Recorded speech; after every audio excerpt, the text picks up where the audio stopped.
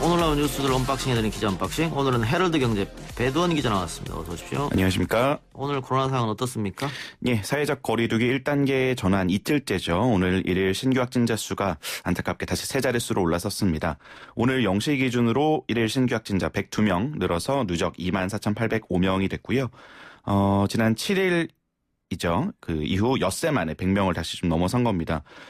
닷새 연속으로 100명 아래를 유지하면서 사실 좀 이렇게 굉장히 기분이 좋았는데 1단계 전환했던 첫날이죠. 어제 100명에 좀 육박을 하더니 이틀째인 오늘은 100명을 넘어버린 겁니다. 신규 확진자 102명 가운데 지역 발생이 69명, 해외 유입이 33명이었고요.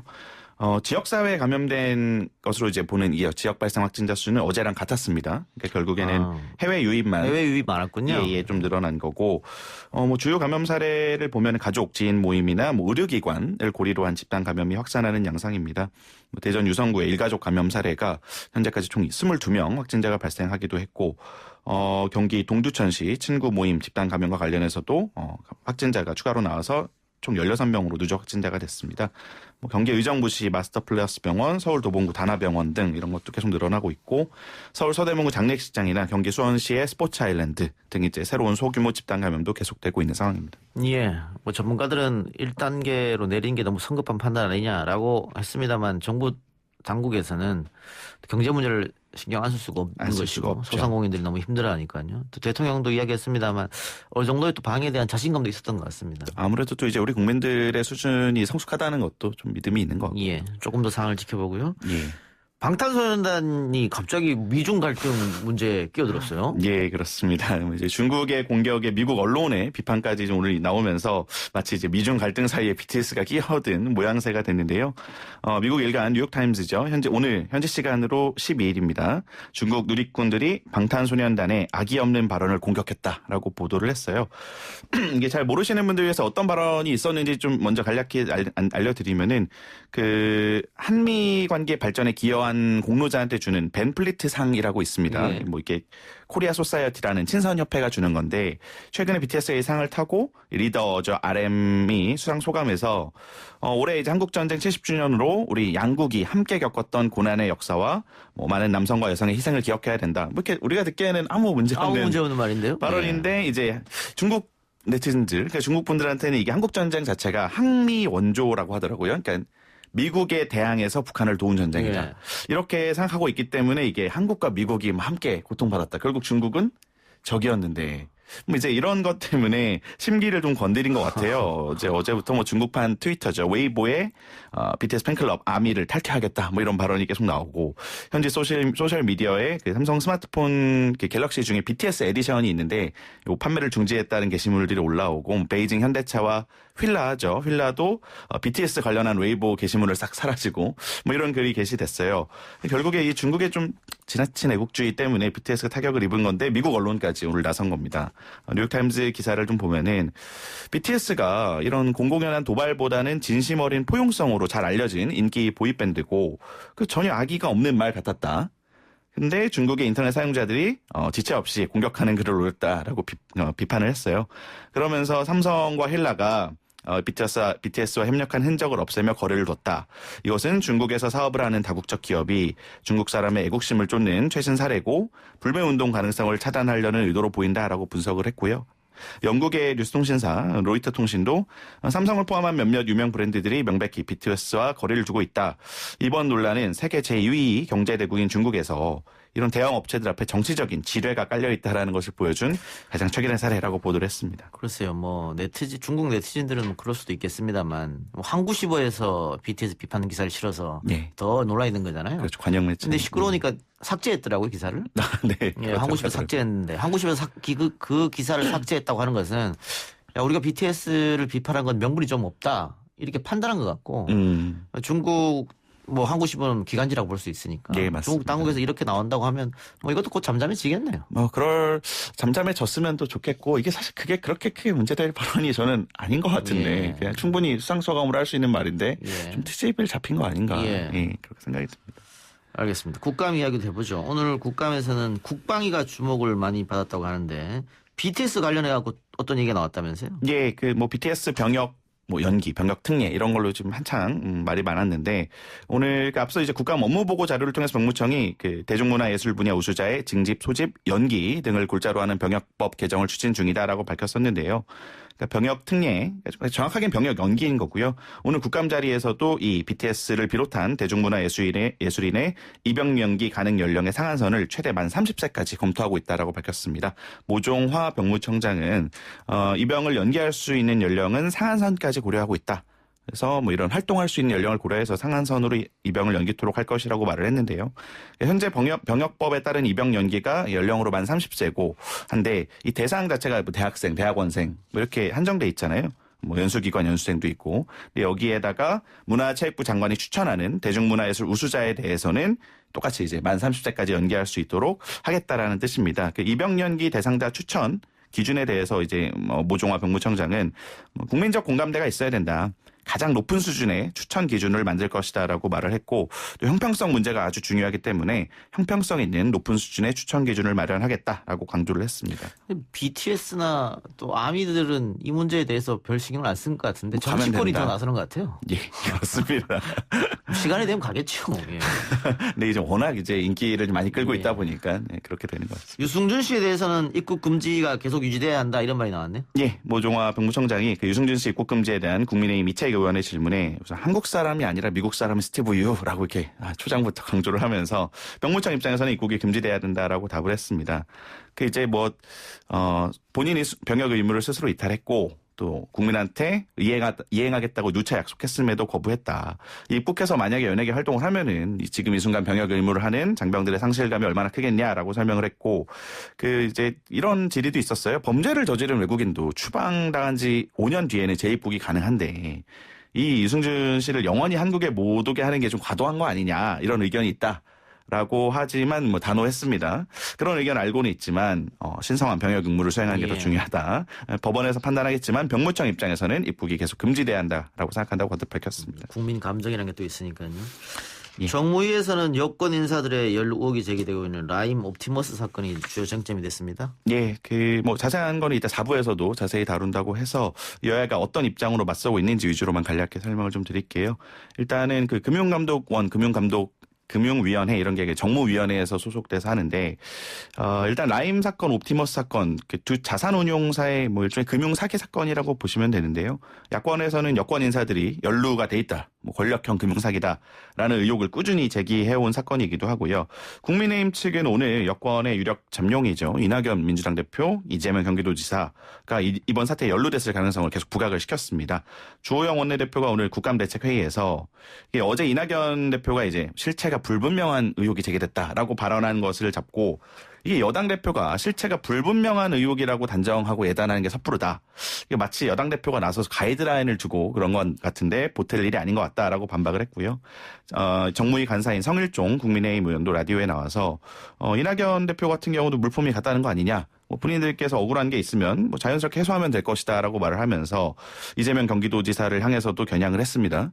최근에 최동욱 전 검찰총장하고 만났던 사실이 밝혀졌다라고 했는데 이게 어떤 옵티머스 고문단에 최동욱 전 검찰총장이 참여를 했는데 여기에서 이재명 지사하고 만나서 뭔가 이렇게 한 거 아니냐. 두 사람 다 이재명 지사, 최 전 총장 모두 만난 건 인정했는데 특정 사업에 대한 언급은 없었다고 해명을 했는데 어쨌든 재차 의혹 제기를 하고 나선 거고요. 아무래도 두 유력 잠룡을 이제 좀 겨냥을 하면서 짧게는 내년 재보선 또 길게는 내후년 대선 국면까지 끌고 가겠다. 권력형 게이트로 좀 쟁점화하겠다라는 의도가 깔린 것으로 보여집니다. 예, 검찰이 조사를 하고 있으니까 곧 실체가 드러나겠죠. 예. 문재인 대통령이 한국판 뉴딜 정책의 핵심 축으로 지역 균형 뉴딜을 추가하겠다라고 밝혔습니다. 어떤 내용입니까? 예, 오늘 문재인 대통령이 청와대에서 전국 17개 시도 단체장들과 제2차 한국판 뉴딜 전략회의를 열고 이 같은 내용의 정책 방향을 발표했는데요. 튼튼한 안전망과 디지털 뉴딜, 그린 뉴딜에 더해서 한국판 뉴딜의 핵심 축으로 지역균형 뉴딜을 추가하겠다라고 밝혔습니다. 그래서 대한민국을 지역에서부터 역동적으로 변화시키겠다라는 정부의 강력한 의지라는 설명이 이어졌고요. 구체적으로 보면은 이제 포스트 코로나 시대에 사실 국가 발전 전략으로 문재인 정부가 제시한 게 한국판 뉴딜인데 디지털 뉴딜도 나왔고 그린 뉴딜도 나왔고 여기에다가 지역 균형 뉴딜까지 추가해서 확대 발전시킨다라는 의미고요. 지역균형 뉴딜 정책을 통해서 지역 주도의 창의적인 발전 모델을 창출하고 기존의 국가 균형 정책과 연계했던 완성도 높은 균형 발전을 견인하겠다는 게 문 대통령의 구상입니다. 규모가 일단 큰데요. 한국판 뉴딜 종합계획에 담긴 총 투자 규모가 160조 원이라고 해요. 근데 그중에 절반에 달하는 75조 원, 정확히 47%인데 75조 원 이상이 이 지역 단위 사업에 라는 게 문 대통령의 설명이고요. 그러면서 지역 경제 활력도 높이고 일자리 창출에도 크게 기여할 것이다라고 문 대통령이 기대감을 드러냈습니다. 오늘 또 재밌었던 게 야당 아까 17개 시도 광역단체장들이 모였다고 했는데 야당 소속 광역단체장이었던 우리 원희룡 제주지사가 또 이 문재인 대통령의 뉴딜을 공개 지지하는 발언을 해서 좀 주목을 받기도 했어요. 대통령이 큰 관심을 가져주시는 그런 그린 뉴딜을 제주가 적극 지지한다. 라고 하면서 대한민국의 미래가 제주에는 이미 와 있다라고 발언을 했고요. 이재명 지사 같은 경우는 공공 배달에 믿지 않습니까? 경기도의 대표적인 뉴딜 사업으로 소개를 하면서 이미 경기도형 디지털 뉴딜이 정부의 한국판 뉴딜과 맥을 같이 한다라고 강조를 했고, 정리를 좀 하자면은 대통령은 이제 인근 지자체들끼리도 협력을 해서 초광역권으로 죄송합니다. 지역 균형 뉴딜을 추진하는 것도 경쟁력을 키우는 좋은 방안이 될 것이다. 또 이렇게 이런 지역 균형 뉴딜 사업에 적극적으로 인센티브를 제공하는 등 재정적 지원을 아끼지 않겠다라고 강조를 했습니다. 알겠습니다. 지역 균형 발전은 문재인 정부의 국정 과제 중에 하나이기 때문에 신경 쓸 수밖에 없겠죠. 맞습니다. 하나만 더 마칩시다. 파리바게뜨가 감자 농가와의 상생을 위해서 감자빵 제품을 내놨는데 이게 춘천의 한 소상공인 제과점 제품을 베꼈다. 예. 이런 논란이 있습니다. 예, 그렇습니다. 파리바게뜨가 최근에 이제 코로나 여파로 수요 감소에 시달리는 감자 농가하고 상생을 한다는 취지에서 감자빵이란 거를 한정 수량으로 출시를 했었어요. 시작은 좋네요. 예, 그렇습니다. 근데 이제 한 누리꾼이 자신의 아버지가 운영하는 베이커리의 제품과 유사하다는 주장을 SNS에 올리면서 논란이 이제 불거진 겁니다. 이제 보면은 파리바게뜨가 만든 감자빵이 외관으로 보나 캐릭터 모양으로 보나 우리 감자빵과 너무 닮았다. 대기업으로서 사회적 역할을 하신다면은 이 판매를 멈추고 소상공인하고 상생해 달라라고 썼고 이게 사실 저도 공교롭게 지난 주말에 춘천을 다녀오면서 감자빵을 사 먹었었거든요. 예. 여긴 것 같아요. 예. 진짜 맛있긴 하더라고요. 파리바게뜨 거를 제가 먹어보진 않았는데 사진으로 봤을 때는 똑같다. 굉장히 똑같다고 할 수는 없지만 유사한 느낌이 납니다. 아니, 우리 대기업에서 예. 이런 소상공인들이 이런 제품을 개발하고 메뉴 개발하는데 굉장히 시간이 많이 들었을 거 아니에요. 그렇겠죠. 그럼 정상적인 절차를 거쳐서 이거를 좀 적정한 대가를 주고 사든가. 근데 이게 저작권이 있거나 이런 거는 아니니까 이렇게 쉽지가 않은 것 아니 그래도 같은데. 협의를 하면 되니까. 그쵸. 그런데 이렇게 무단으로 쓰고 논란이 되니까는 판매 중단한다. 이게 과연 옳은 일인가 싶어요. 근데 이제 파리바게뜨 운영하는 SPC 그룹 측은 이제 언론 인터뷰를 보니까 감자빵의 레시피가 이미 널리 알려져 있어서 표절은 아니다라고 이제 반론을 그러면서도 이제 해당 업체 항의가 있었고 상생을 위해서 이제 좋은 뜻으로 기획한 제품인 만큼 대승적 차원에서 판매 중단을 결정했다라고 설명을 했는데 이게 사실 잘 모르겠습니다.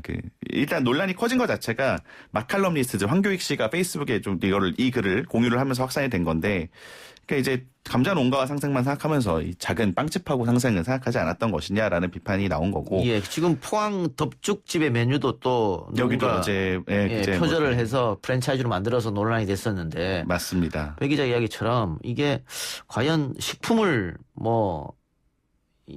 레시피 같은 거요. 이런 것들을 어떻게 할 수 있느냐, 그런 문제가 있기 때문에 이런 일이 자꾸 벌어지는 것 같아요. 상표권 등록이라든가, 특허 등록이 안 되니까, 그렇죠? 맞습니다. 이게 댓글들, 제 네티즌들 반응 봐도 크게 잘못된 거냐, 이미 다 이런 거 많지 않느냐라는 분들도 있어요, 분명히. 근데 또 이제 이거를 수년간 고민해서 만든 어떤 소상공인 분들한테는 상실감이 어마어마하겠죠. 이게 내일이라고 생각하면. 뭔가 좀 구체적인 방법이 나와야 될 거 아니에요. 알겠습니다. 오늘 기자 언박싱 여기까지만 해서 수고하셨습니다. 고맙습니다.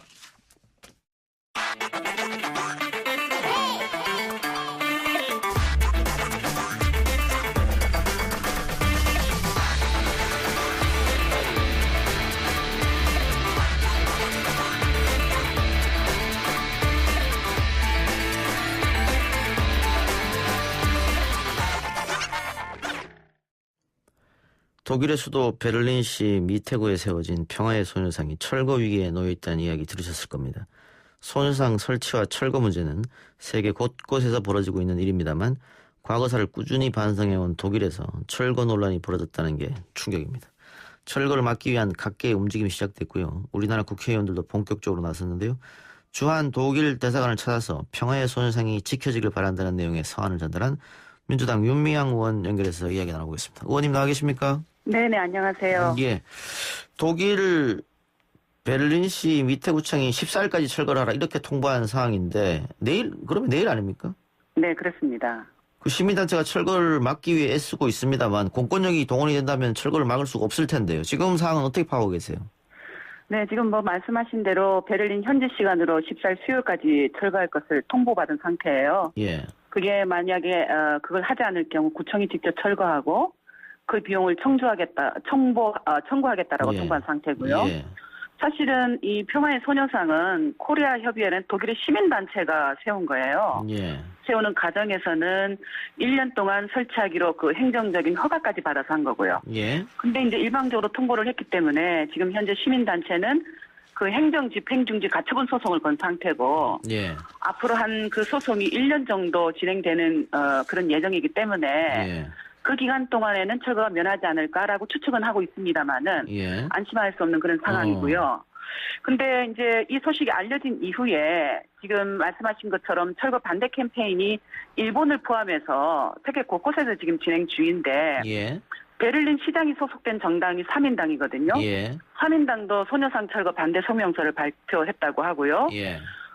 오늘 그 베를린 시간으로 오늘 12시부터는 소녀상 옆에서 그 베를린 시민들이 빈 의자를 들고 나와서 그 앉아서 이제 집회를 진행한다라고 계획이 이미 발표가 되었고, 그 독일 교회와 독일 한인교회도 소녀상 철거 반대 서명 운동을 해서 오늘 오후 8시에 그 베를린 시청에 항의 방문을 하는 그런 계획을 갖고 있고, 그러니까 세계 각지에서 지금 소녀상을 지키기 위한 활동이 진행이 되고 있는 그런 상황입니다. 그 우리가 알고 있기로는 그 독일의 높은 시민의식 그리고 일본과 달리 과거에 대한 반성 뭐 정치권 수뇌부들도 마찬가지고요. 그걸 잘하고 있기 때문에 일본을 향해서 우리가 독일을 배워라 이렇게 많이 말을 하지 않습니까? 네, 그렇습니다. 그런데 지금 이런 일이 벌어졌단 말이에요. 갑자기 그것도 아까 의원님 말씀처럼 1년 동안 설치하기로 허가까지 받은 상태에서 지금 갑자기 이런 결정을 내렸는데 왜 이렇게 됐다고 보세요? 일본 정부의 사실은 로비가 명확한 이유다라는 것이 언론을 통해서 드러나고 있고요. 예. 그러니까 우리는 지금 독일의 그 두 가지의 모습을 보고 있는 거죠. 하나는 나치 과거 범죄에 대해서 유럽사에 사죄하고 책임을 통감한 모습.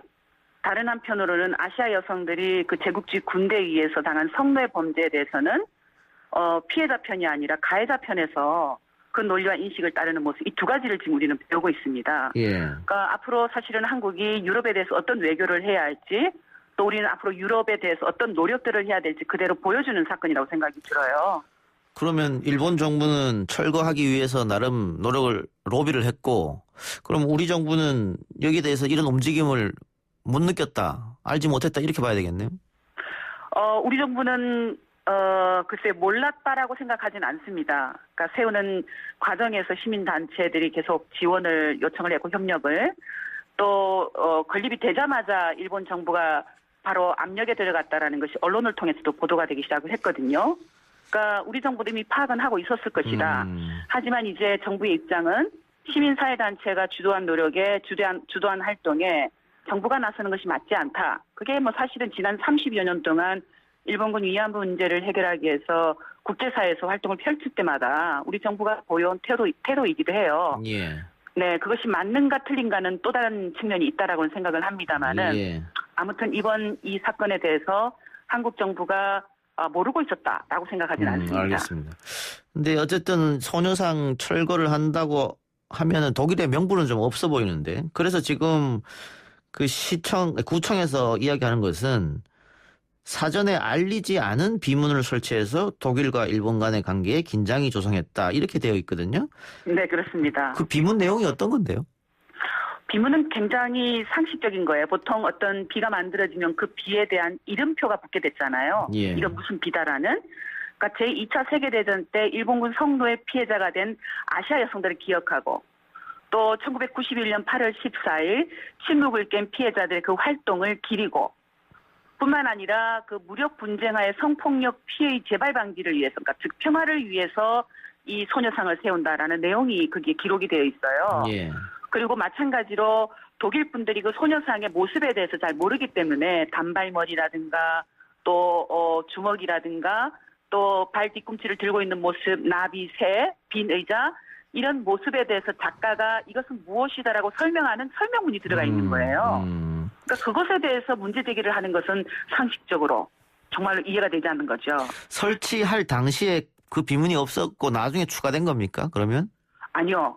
소녀상은 그것이 하나의 세트예요. 예. 소녀상과 빈 의자와 소녀상이라는 그 설명구 그리고 그 의자 뒤에 있는 할머니가 된 그림자 요거까지가 하나의 소녀상이라고 불려지는 거거든요. 그러면 근데, 구청에서는 설치할 때는 가만히 있다가 지금 와서 왜 그걸 문제 삼는 겁니까? 그러니까 결국은 일본 정부의 외교력의 압력에 마땅한 이유를 찾아내지 못했기 때문에 그런 비합리적인 이유를 들어서 철거하라고 하지 않겠는가. 그래서 오늘의 이 베를린시 밑에구청의 입장에 대해서 아마 어느 누구도 상식적으로 납득하지 할 수 없지 않을까 그런 생각이 들어요. 근데 뭐 일본 내에서 뭐 소녀상 전시회 관련 이런 것들도 다 취소됐었고 지금 독일뿐만 아니라 미국에서도 소녀상 철거 주장이 계속되고 있는데 만일 독일에서 한번 이렇게 철거되게 되면 이게 혹시나도 도미노처럼 다른 곳에서 철거되지 않을까 그런 우려가 좀 되는데요.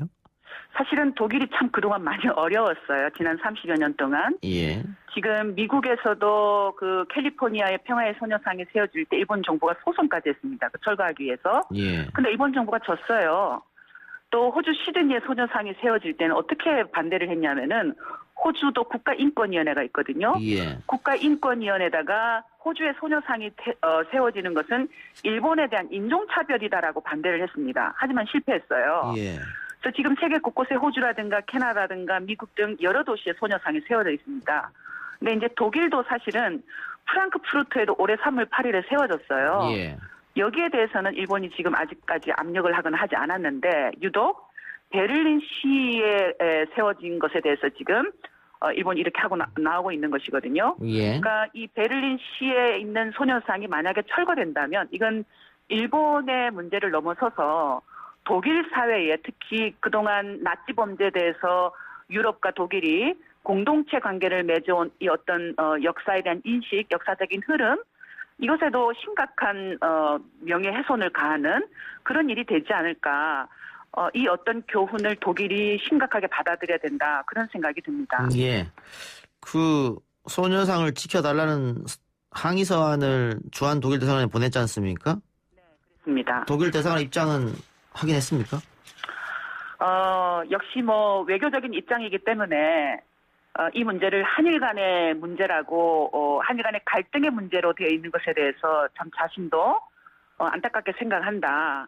하지만 이제 베를린시의 밑에구청 같은 경우도 독일은 연방국가잖아요. 예. 그래서 설치를 허가하거나 철거할 때 독일 정부가 개입하지는 않았다. 예. 라는 점을 들면서 역시 앞으로도 어떻게 그 독일 정부가 뭔가 압력을 가하거나 하긴 어렵지만 이 문제가 표현과 또 예술의 자유라는 측면에서도 또 뿐만 아니라 평화와 여성 인권의 가치라는 측면에서도 수호되어야 되는 문제이기 때문에 관심을 갖고 이 국회의원 113명이 전달한 서한을 독일 정부에 잘 전달하겠다라는 입장을 확인할 수 있었습니다. 뭐 어찌됐든 뭐 관련 내용은 본국으로 보고는 되겠죠. 네, 그렇다고 생각을 합니다. 예. 그 우리 정부도 적극적으로 나서야 된다 이런 이야기도 있는데요. 의원님 생각 어떠세요? 네, 그동안 한국 정부는 사실은 투트랙 외교를 계속 주장을 해왔어요. 투트랙 외교라는 건 경제라든가 안보라든가 이런 외교와 달리 그 외교와 또 인권과 평화 그런 외교를 투트랙으로 예. 진행을 한다라는 것이었거든요. 예. 근데 국민과 해외에 있는 동포 사회가 이런 투트랙 외교에 대해서 불신을 갖는 이유가 뭐냐면은 경제, 안보 이 등의 외교를 지나치게 눈치를 보면서 인권과 평화 문제를 진행하는 것이 아니라 방관해 오지 않았느냐 예. 하는 불신이 있기 때문이라고 생각을 하거든요. 예. 그러니까 이 명확한 원칙, 경제와 안보도 중요하지만 인권과 평화 외교도 원칙적인 입장에서 정확하게 정부가 전해야 된다고 생각합니다. 그러니까 그것을 제대로 해 나간다면 그 길이 보일 거라고 생각하고요. 무엇보다도 이 평화의 소녀상 문제는 해외에 있는 한인 동포 사회가 굉장히 노력을 해서 지난 거의 20여 년 동안 노력을 해와서 세운 거거든요. 예. 근데 이게 지금 탄압을 받고 있는 거잖아요. 여기에 더 이상 방치하거나 방관하는 것이 아니라 물론 지혜가 필요하다고 생각을 합니다. 어떤 방식으로 또 특히 그동안 유럽 사회에 한국 정부가 해왔던 외교적인 그러니까 축적의 노력들, 경험들 그걸 토대로 해서 지혜를 짜서 잘 진행을 해야 된다고 보고요. 저는 오늘 면담을 하면서도 느낀 건데 국회의원들의 그런 국제적인 외교가 참 필요하겠구나. 정부가 할 수 없는 것, 국회의원들이 그 나라에 독일의 국회의원들과 연대하면서 이런 일이 있었을 경우 독일의 국회의원들이 독일 정부에게 평화와 인권 원칙에 입각한 그런 메시지들을 전할 수 있도록, 그리고 전시 성폭력 피해 재발 방지라는 세계가 안고 있는 공통의 과제를 함께 노력해 갈 수 있도록 하는 그런 활동들이 필요하겠구나 하는 생각을 좀 갖게 되었습니다. 알겠습니다. 의원님 시간이 없어서 오늘 인터뷰 여기서 마무리하겠습니다. 네, 고맙습니다. 감사합니다. 지금까지 더불어민주당 윤미향 의원이었습니다.